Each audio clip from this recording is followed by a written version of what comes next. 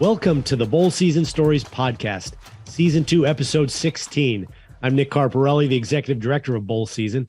And today we are joined by former Florida State quarterback E.J. Manuel, Camellia Bowl Executive Director Johnny Williams, and the co-founder and managing director of Eventellect, Pat Ryan. Today's show is brought to you by Sport Radar, reimagining immersive experiences for sports fans and bettors. Our first guest is one of the most productive quarterbacks in Florida State history. He led the Seminoles to a 25-6 record as a starting quarterback during the 2009-12 seasons, which is the fourth most wins in program history. He's the second quarterback in FBS history to win 4 straight bowl games. Please welcome to the show, former Florida State quarterback E.J. Manuel. E.J., welcome to the show. Nick, thanks for having me. I'm sorry for my background and where I'm at right now. I had to get my car serviced, unfortunately, but thanks for having me. I'm very excited to be talking with you. Well, I love it. I love you for finding a way to join us. That's the beauty of modern technology and podcasts nowadays. You can literally do it from anywhere. Absolutely. Well, first off, how have you enjoyed the transition into being a broadcaster and an analyst of college football? Nick, I've really enjoyed it. And I'll make a long story short. I had signed with the Kansas City Chiefs in 2019. And during that same offseason, I also did 2 auditions with ESPN, and then coming the ACC network, which was launching in August of 2019. So I signed with Kansas City, and then I went through OTAs April, May, and June. ESPN was asking, well, are you going to join TV or are you going to continue to play? Because they needed to make a decision, as did I. And I pretty much told Coach Andy Reid, as I'm talking to you, hey, Coach, I'm going to go do TV. And so he was like, what? Why? It was a passion of mine. It was something I got my degree in when I was at Florida State. And I'd already played 6 years, so I felt like it was time for me to transition and move on. And it was really one of those decisions that I felt like it was time of the essence. And I didn't want, ACC Network to launch, and then 3 or 4 years down the road, I try to get in at that point, and then that spot's already taken. So I've been very happy and been very, very pleased with my growth in it, and I'm really enjoying it. So at Florida State, you won an ACC championship and the Orange Bowl your senior year. It was your last collegiate football game. What did that Orange Bowl win mean for you, as well as for your teammates, especially those seniors that didn't have the opportunity to play beyond college? And that was literally their last football game they ever played. Well, Nick, it meant everything. Winning the Orange Bowl was one of those feats that as a high school kid or a middle school kid watching bowl games late in the year with your family, I remember watching with my dad, seeing these great teams playing the Orange Bowl. And now this was my moment. This is my moment to etch my name in Florida State history as an Orange Bowl champion. We had already won an ACC championship. And I think the big key was this was the new trajectory for Florida State. When I became quarterback there, I wanted to leave FSU in a better spot than it was once I became the starter. And so that was huge for me to just help our team get to that point nationally, get that respect. And obviously the next year they went on to win a national championship. And along with myself, I think I got drafted and maybe 12 other guys got drafted my year. And then the following was Jameis and all those other great players that we had. And I felt like winning that Orange Bowl was really the beginning of Florida State getting back. And so I'm very proud of that. Well, we talked about the end of your career at Florida State. Let's jump back to the beginning of it. I think one of the more underrated moments in your career came in your freshman season in 2009, when you replaced an injured Christian Ponder, led the team to a couple wins down the stretch of the season that made the Seminoles bowl eligible during Coach Bowden's final season, which was a big deal to get him to one more bowl game. You guys played the Gator Bowl. In the Gator Bowl, you led the Seminoles to a 33-21 win over West Virginia. You were the game MVP. Great way to send Coach Bowden out. What do you remember about that year in general and that bowl game? Well, what I remember the most about that year is the conversation I had with Coach Bowden once I knew I would be the starter. And like you mentioned, Nick, the situation was we had to win 2 of the last 3 regular season games in order to be bowl eligible. You got to win 6 or more games. And at the time, it was Coach Bowden's last season. It came out that Coach Fisher was going to become the new head coach. And so I went to his office. This was like a Monday of the first week that I was starting. I think we were playing Wake Forest that week. And Coach Bowden, sits across in another chair and he says to me, hey, look, don't try to be anybody beside EJ. You're more than good enough. You're more than prepared for this moment. I've been doing scout team my freshman year and now my redshirt freshman year to this point. And he was like, don't worry about me as the coach in my last year. You go out there and play football and have fun. And what that did, Nick, it helped me really relax. And my shoulders instantly dropped because then I was like, okay, Coach Bowden believes in me. Coach Fisher believes in me. My team now believes in me. And though there was a lot ahead of us as far as winning those games to be bowl eligible, as a freshman, I was very proud to be the leader of that. And, one of those moments that I'll always cherish, because Coach Bowden's not with us anymore. You definitely miss him. But I'll never forget that conversation because of all coaches, one of the best of all time to do it, Bobby B sitting across the table telling me, hey, man, you can do it. And it really meant a lot to me. So let's talk a little bit more about Coach Bowden. Clearly a legend. You played for him when you first got to Florida State. You mentioned Coach Fisher. You got to play for him, towards your, your later years in your career at Florida State. And he has obviously had great success in his own right. I'm sure you learned a lot from both of them. How fortunate do you feel to have played for two great coaches like that? And tell me a little bit about each. How are they different, and what did you learn from each of them? Well, the biggest thing I learned from Coach Bowden was that it's okay to be more than a football player, right? And what I mean by that is to be a well-rounded individual, do good in your studies, be a Christian man, go to church, serve God, love God, have a relationship with God. And the cool thing was Coach Bowden would take us to a Baptist church and he would take us to a Catholic church. He would take us to different churches. So we had a different feel for whatever religion we wanted to serve. I think that Coach Bowden just made a point to us as young men to have faith in our life. And I grew up in a faith-based household with my parents, but to have that re-implemented by a head coach like Coach Bowden said a lot. And another thing he always taught me, when you throw a go ball, just give it some air and let the receiver come back to the ball. He used to always say that you don't want to overthrow a go route. Just give your receiver an opportunity because he either gets a pass interference or he comes up with the catch. Coach Fisher, I learned so much, Nick, and really I give a lot of my credit to my quarterback, tutelage to him. That's the reason I really went to Florida State, is because I wanted to be taught by Coach Fisher. When I was getting recruited, he was a quarterback coach and an offensive coordinator. And I knew, okay, he did it with Jamarcus Russell. He did it with Matt Flynn. He did it with Rohan Davey, guys at LSU, and Damian Craig, who was also my quarterback coach my junior and senior year. And I wanted to play for those guys. And I felt like Coach Fisher, beyond the football field, also taught me to be a man. He taught me how to handle pressure. He taught me how to look pressure in the eye and be prepared for it. And the way he coaches is hard. He's hard on his quarterbacks. He expects a lot. And I felt like once I could handle the coaching and practice, when I got in the game, that was easy.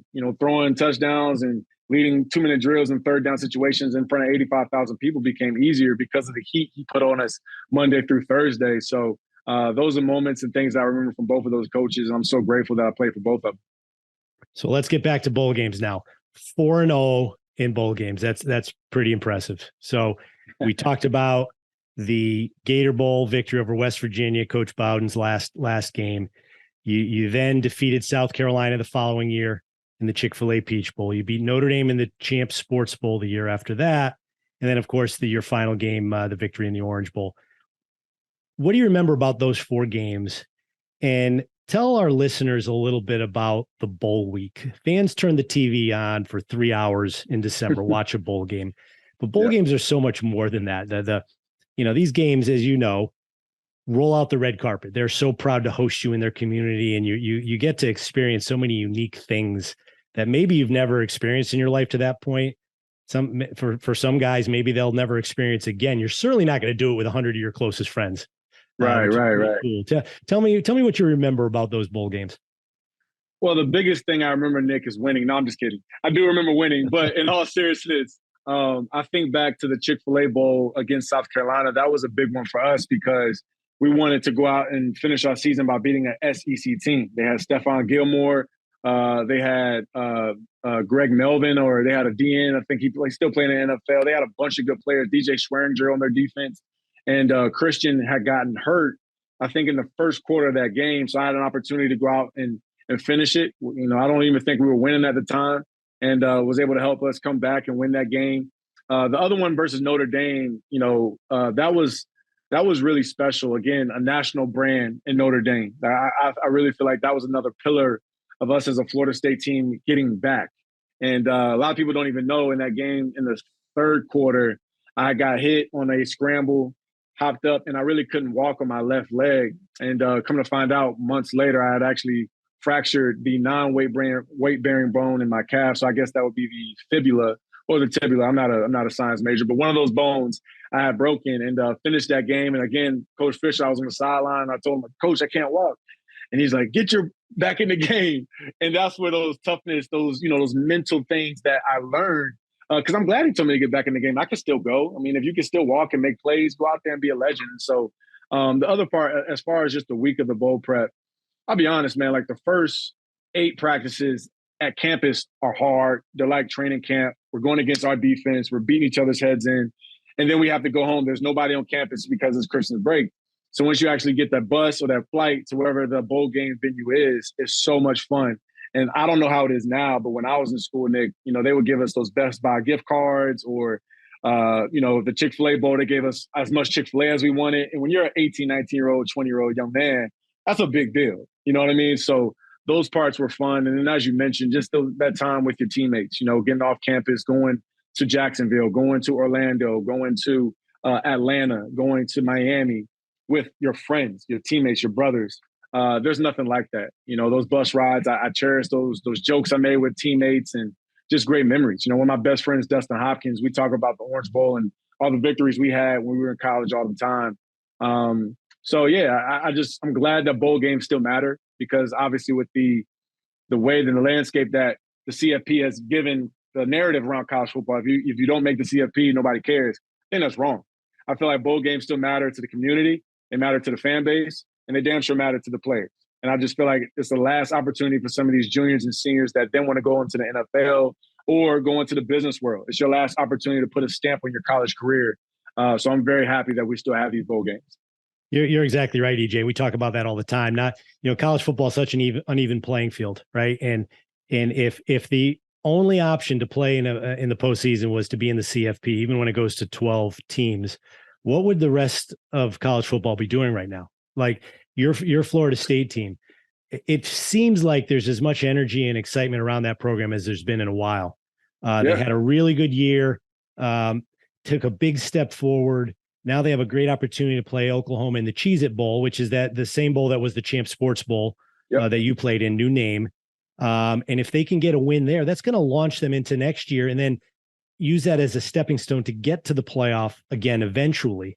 So tell me what you think about that, and also just kind of what your what you think about the state of the Florida State program today, and are you sharing in that excitement that a lot of other people are? Yeah, Nick, the excitement for a bowl game, specifically Florida State this year, is a potential 10th win. I mean, who doesn't want to go into the offseason and say, man, we won double-digit victories. So the next step is an ACC championship game. The next step is beating Wake Forest, NC State, Clemson, those old Atlantic. We don't have the Atlantic or Coastal anymore in the ACC, but those teams that if you don't beat them, you don't make it to the ACC championship game to have that chance to go to the CFP. So I think for not just Florida State, for all these teams, Nick, it's very important. That's something I might have cut out. I think it's very important that they finish strong. And the way I see for Florida State against Oklahoma, two national brands, right? I mean, you got Brent Venables as a new head coach at Oklahoma. Obviously, Coach Mike Norvell in his third season at Florida State, seemingly turning it around. QB1 Jordan Travis. I think Oklahoma is kind of where Florida State was, 2 years ago, in the sense of trying to really, okay, we're going to mesh with this coach and we're going to get this group of players because the transfer portal and guys left with Coach Riley. So I think you got two programs that are on the up and up. And then with Oklahoma joining the SEC here in a couple of years, I think this is a great potential victory for Florida State to stamp themselves and say, hey, look, like when I was in college, we beat South Carolina, we beat Notre Dame, we beat Northern Illinois. The following year, we beat Auburn for the national championship. I think this is the same way of growing up and up for a Florida State team to say they beat Oklahoma. And you got to remember this too. And I'll add, they didn't play in a bowl game last year or the year before, right? So I think this is even more added reason to go out there and play well and finish your season strong. Yeah, I couldn't agree with you more there. Last question for you. College football has changed quite a bit in recent years. It's very different than when you were there, the transfer portal, kids seemingly being able to just switch schools every year if they want, the NIL opportunities. It seems like, you and I could sit back. I'm a lot older than you, but when we're both getting a little older, with age comes wisdom. We could look back and say, why is this kid doing this or that? Yeah. At this point in your life, what advice would you give a young college player if you had an opportunity to talk to him? The best advice I would give the young college player is to get your degree. I think with all the discussion of NIL and transfer portal, the actual education piece gets lost in translation. And look, I'm not by any means, I wasn't a 4.0 student. I had a good GPA. I think I was like a 3.3 or 3.4 when I graduated. But I just feel like as a player that did the NFL as a first round pick, so I was very fortunate to make a lot of my money up front, to be honest. And so when I had the opportunity to then transition into something else, I was comfortable enough because I knew I had the background education wise and I was good financially. So I felt like, okay, I can go ahead and transition and do something else instead of trying to scratch and claw to make a roster and doing this and that and doing that. So I just feel like that part is really important for these players as they go through the transfer portal. I don't know how that works academically for these guys, but I think the biggest key is get your degree. And the other part, enjoy being in college. I think a lot of players are so caught up going to the CFP, going to the NFL draft, going 3 and out. Enjoy being a college student, man. These are days and moments, whether you play in a bowl game or not, where you won't have this time back. When you become older like us and have kids and have people to really be responsible for, life's different, And so I'm happy where I'm at, and I'm glad I was able to enjoy those moments because I feel like now there's so many distractions. There's social media, there's TikTok, there's Twitter, and all these different voices and podcasts and blogs and all this stuff, instead of just, enjoying the process and keeping the main thing the main thing. This is actually what I share with a lot of the young guys I do mentor, is just enjoy the moment because it's cliche and, you just get caught up and you look up 5 years down the road. You didn't even have fun when you were in college because you were so busy trying to go to the next place instead of enjoying where your feet were. That's great advice. Good stuff. Couldn't agree more, EJ. Yes, sir. Thanks so much for your time. I know you're busy. Really appreciate you joining us. You were a lot of fun to watch as a player. You're fun to talk to today. Best of luck to you in your broadcasting career, and hopefully we run into each other somewhere down the road. Sounds good, Nick. Appreciate you having me. Have a good day. We're going to take a short break and be back with our next guest. Stay tuned. The forecast for this tax season? It's going to rain refunds. Lots of refunds. File for less and get more with TaxAct, the official tax filing software of bowl season. Go to taxact.com to get started today. Welcome back to the show. Our next guest is the executive director of the Camellia Bowl, Johnny Williams. Johnny, welcome to the show. Nick, it's good to be with you today. Well, bowl season is almost here. It's an exciting time for all of us. The Camellia Bowl is going to welcome Georgia Southern and Buffalo to Montgomery, Alabama on December 27th. How excited are you for this matchup and for bowl season? Hopefully a full normal bowl season for all of us to be just a couple weeks away. Oh yeah, it's great to have these two teams back. They've been in our game before. Georgia Southern actually was in our game about 4 years ago, and matter of fact, his name forgets me, but they won the game on the last kick of the game. He's the kicker at Buffalo now, the pro team. So and then Buffalo on their side, they came in 2 years ago during COVID. And the team came in the day before the game and just played the game. So they didn't get to experience all the great things in Montgomery and that Southern hospitality we're known for. So we've had site visits with both schools, and they're both anxious to get here. And I think it's going to be a great matchup. I mean, with the portal, let me throw this out. Buffalo's last year's quarterback transferred, and now he's the starting quarterback at Georgia Southern. So you can't make this stuff up. I mean, it's so anyway, that's going to be a compelling storyline right there for sure. Yeah. Well, let's talk about your background a little bit. You spent 3 years as the senior associate athletic director at Alabama back in the 2000s. You oversaw marketing promotions. Right. You were the athletic director at Troy for 10 years. Before that, you were a football coach, both at the high school level, also at your alma mater, the University of North Alabama. Tell me, what's the key to being successful when you work in college sports? And how did being a coach and an athletic director prepare you to run a bowl game? Well, first thing, I was thrown into the athletic director's role in a way. I've been ready, but it all worked out. I was defensive coordinator at Troy at that time, and they had a couple of ADs in 3 years, and then went from defensive coordinator to athletic director. And the thing I think it prepared me for, and looking back on it, the communication factor. I brought my whole staff together every day or every few days. We had meetings. We tried to keep everybody on the same page. Everybody had input. Everybody knew their role. We all tried to work together.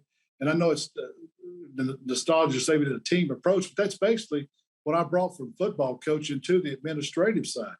Because as I interviewed and met and worked with these people, whether it was at Troy as athletic director or at University of Alabama, which is at the highest level, you start realizing these people are off in a vacuum on their own a lot of times, and they have tremendous input they can add to the organizational structure.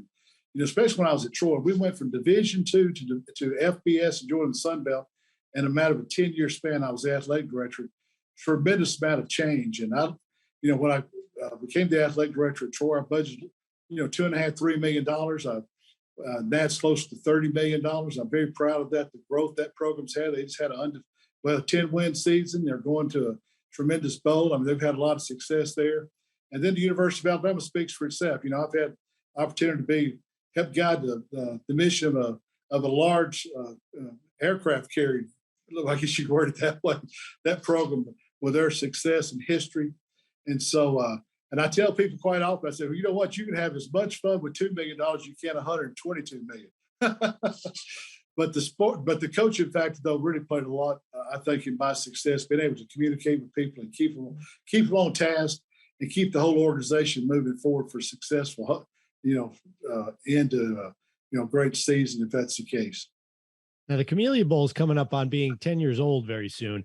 What have you learned over the last decade of doing this job, and what are some of your goals for the game as it continues to grow? Well, that's a good question, because what I've learned about it, these kids are just excited about coming to Montgomery, Alabama, as I'm sure the kids are going to be excited to go to Pasadena and play in the Rose Bowl. What we try to do, we may not play in front of 100,000 people on game day. It may be 15 or 20, 25,000, but the experience we try to provide for them here at Montgomery, the hospitality, the great friendship, and just connecting with our guests, and we try to feed them as good as anybody can feed them. As you can tell, I love that part of the job. But it's all about being communicating with them, make them feel comfortable, have access to us. And this is our 9th year. Next year will be our 10th year. It's hard to fathom. It had some great games. I think the first 6 games were determined by a total of 17 points. The first 6 ball games. And this bowl actually fit a niche that was much needed for the group of 5, especially the smaller conferences in the group of 5. Because several years they had teams win 8, 9, 10 teams and didn't even get a chance to go to a bowl. So when the bowl regulations changed, it turned it over in the hands of the conferences to decide on if they want to participate. It opened up opportunities for a bowl like the Camellia Bowl, and there's several like this around, whether it's Myrtle Beach Bowl, whether it's Potato Bowl. They feel a need. There's tremendous quality football played at this level. And it's a good chance for like I said, the group of 5 to pair these people up, these teams. And, just like Troy, we played in the Cure Bowl here. They've got 11 wins, playing against Texas San Antonio with 10. Great competition. Could be a great game for TV. But hey, it means as much to those kids as it does to guys that are going to wind up out in LA playing for the national championship. I can assure you that. There's no doubt about that, Johnny. And you mentioned the hospitality. Every bowl game is unique, but one thing they have in common is they're all so proud to be hosting the teams that they do every year. They're so proud of their community, and they all do an unbelievable job of showcasing the best that their community has to offer to all those visitors that come to town. What do you have planned for the teams during their time in Montgomery? Well, our tagline is "History happens here." Montgomery, Alabama was in the forefront of a lot of history in our country. Whether it's the beginning of the Civil War, whether this was the capital of the Confederacy, to the birthplace of the Civil Rights Movement, Miss Rosa Parks, who became the rest of 54 years ago this past December the 1st. We take the players, both teams go to the Rosa Parks Museum. We have one of the local barbecue establishments close the restaurant and feed the team. We call it Alabama Alabama Barbecue Experience, called Dreamland. But a lot of people have heard of the Dreamland.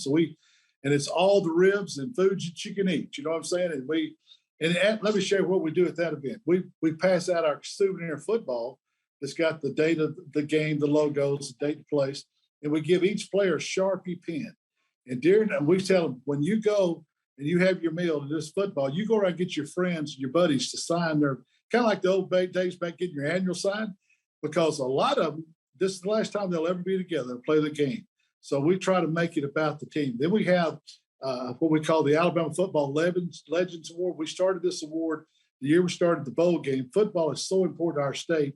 I felt like personally there was a need for this, that we need to honor annually someone who's from, played, or coached in the state of Alabama. And over the last 9 years, we've honored some legacy people. Bobby Bowden, who's from Alabama, Pat Dye, Gene Stallings. This year, our recipient is Chan Gailey, former head coach of the Buffalo Bills, Dallas Cowboys. Well, believe it or not, he was the head coach at Troy State University in 1984 and won the national championship, which launched him to go to the Denver Broncos the next year, which gave me an opportunity to go to Troy. I got my job because Chan left. So the players will get a chance to meet a legend of the game. And we, and our community has bought into that. Like that luncheon that day, Nick, we'll have over 700 people at that luncheon.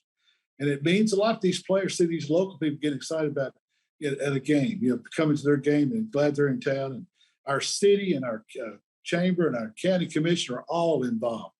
Montgomery had a legacy of football here that dates way back, over 63 years. They hosted the Blue-Gray game for all those years. But at the very beginning of football bowls, there was 3 bowl games, and if you didn't go to one of those 3, you went to the Blue-Gray game. It was nationally televised, usually on Christmas Day. So that we had about a 10-year span. We didn't have a bowl, but the community understands what that can mean to your community and the notoriety you can gain around the country. Because I'm just, the last 2 mayors, I've all told me, anytime I travel around the country, when I tell people I'm from Montgomery, Alabama, they say, hey, I remember watching the old Blue-Gray game from Montgomery. So we hope that's what our role is, to make, hey, we watched a great game for the Camellia Bowl. And the Camellia Bowl, the reason it has the Camellia Bowl, the Camellia is the state flower for the state of Alabama. So share that with our guests. And you mentioned the community. That's another thing most bowl games have in common. The communities are so proud to host them. Tell us how important the Camellia Bowl is to the community of Montgomery and how the community embraces the game. Oh, I'll tell you how they moved their Christmas parade. It had been on the first day of December for like 90 years to the Friday night before our bowl game, the last 9 years, to have both bands play the Christmas parade. No, we have all the schools involved. Football is really big in the state of Alabama. If you don't look at the data, I mean, we've had some great numbers as far as in our state, as far as ratings on the game, but people, they talk football here every day of the year. I mean, that's hard to some people believe on sports radio. And just like myself personally, we launched the game, the local TV station said, hey, for 7 weeks prior to the game, we want you to come on every Tuesday. We want to promote the Camellia Bowl. At no cost. They just want to be involved. We want to be a part of this. We think it's great for our community. We miss the old Blue-Gray game. Football has meant so much to our community. We're just thankful it's back. So anyway, that's it's good to work at a place like that. And there's no doubt about it. Well, Johnny, thanks so much for joining us. This is a very, very busy time of year for you. Your game's kicking off on December 27th. This is the busiest time of the year, but it's the greatest time of the year as far as I'm concerned. So really appreciate you taking time out of your day to join us, and good luck with your game. And Nick, we appreciate all you do for us too. It's great that you pulled us all together and enable us to share a lot of great, wonderful ideas and make us all stronger as a group. Thank you, buddy. Thank you. Thank you, Johnny. We're going to take a short break and be right back. Stay with us. Bowl season is finally here, and with Bowl Season Radio, you'll be able to keep up with all the action. Bowl season is teaming up with First Team Ventures to provide live national radio play-by-play coverage for 18 college bowl games this season. Bowl Season Radio will give college fans the opportunity to stay dialed in to college football's postseason, whether they are driving cross-country or staying close to home. Celebrate college football and listen to Bowl Season Radio on select stations, satellite radio, or off the Game Day Live homepage at bowlseason.com. Welcome back to the show. Our final guest is the co-founder and managing director of Eventellect, Pat Ryan. Pat, welcome to the show. Thanks for having me. Happy to be here.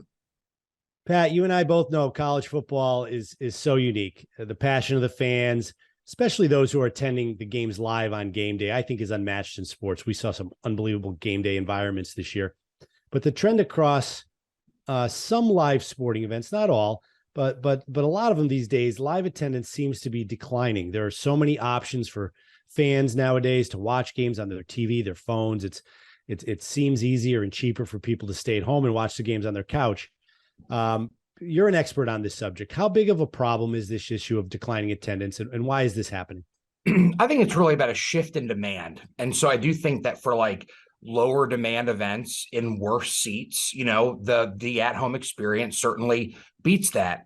But in terms of the good games and the good seats, you can't beat that in any form or fashion. It's very Instagrammable, and people like being there for the super, super special moments. And so it's just a matter of how you manage kind of the low demand games via doing promotional efforts, and then making sure you're kind of maximizing pricing with the good games. Yeah, that makes a lot of sense. Well, so at Eventellect, your team has found a way to complement a bowl game's ticket sales strategy that also services the fans in a better way. How do you do that?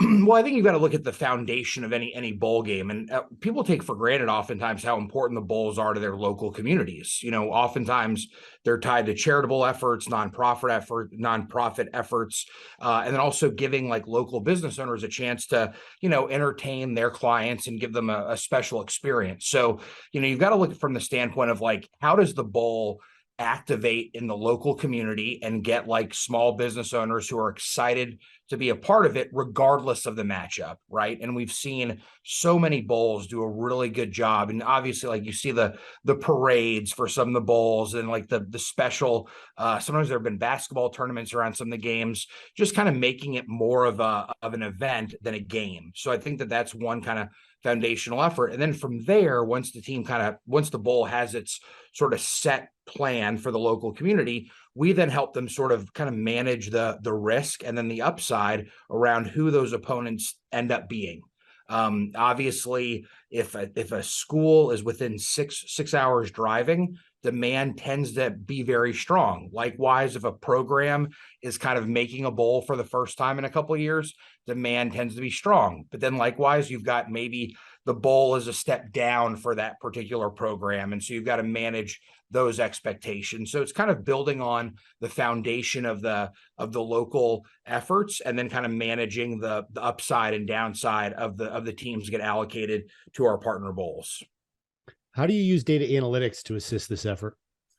Well, you've always got to look at the standpoint of historically, kind of what's the bandwidth, right? Like, past data doesn't always predict the future, but you want to have some on the low end and on the high end. And we obviously have, thankfully, partnerships with a lot of NFL teams, so we're familiar with a lot of these buildings. And we've built pricing models based on the quality of seat. And that gets layered on top of a pricing model based on quality of opponent. And then we just manage the inventory based on pace of sales. And so we build a budget kind of hand in hand with our partner in terms of like the expectations of when the tickets will sell and what they should sell for. And if we fall, behind the expected pace, then we might need to adjust downward. And if we get ahead of the pace, we might need to adjust, upwards. And that's kind of like a section by section, zone by zone decision. There's a lot of times we see bowl games where, premium seats are really hot, but the cheaper seats are not. And then we've seen bowl games where vice versa, where like the super premium seats are selling below face value, but the upper deck seats are selling for a premium of above face value. So kind of just keeping your eye on those different metrics within the stadium configurations itself.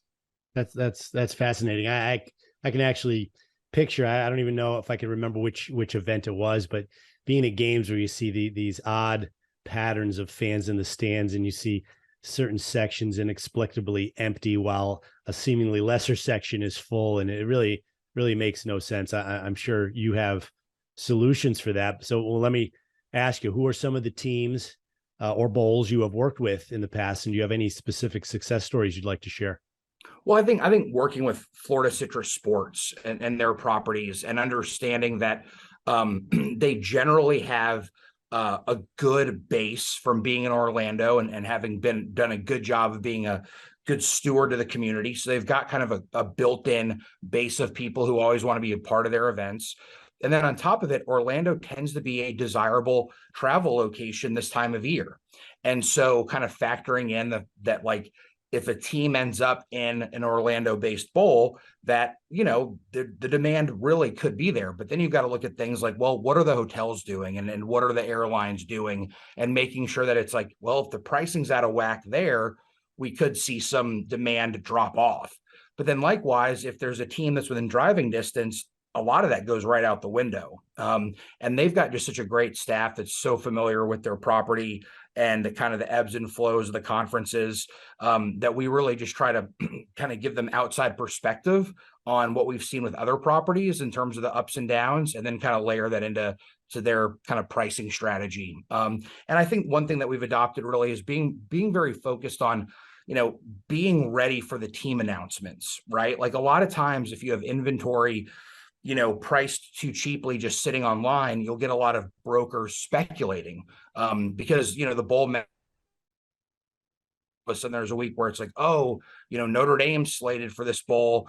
You're going to see a lot of, arbitrage from brokers. And then all of a sudden, well, it ends up not being Notre Dame, but then the brokers bought a bunch of inventory and so then they start liquidating it. So in terms of when you go on sale with what sections is really important to making sure that you kind of control the expectations and sort of pricing elements. Well, this is certainly an exciting time of year, Pat. It's exciting for the fans to watch the games. I can imagine it's going to be exciting for you to see the fruits of your labor and the bowls that you work with, and see how the attendance pans out for those games. Really appreciate your time, Pat. Thanks so much for joining us on the show. Really hope we get to see each other on the road during bowl season this year. Absolutely. Thanks for having me. And thanks to all of you for listening to this week's Bowl Season Stories podcast. Please join us next week when we will welcome another lineup of great guests. If you like the show, we'd appreciate you dropping a 5-star rating for the podcast. And as always, you can follow all the podcast and bowl season news on our website, bowlseason.com, and on social media at Bowl Season. Thanks for listening.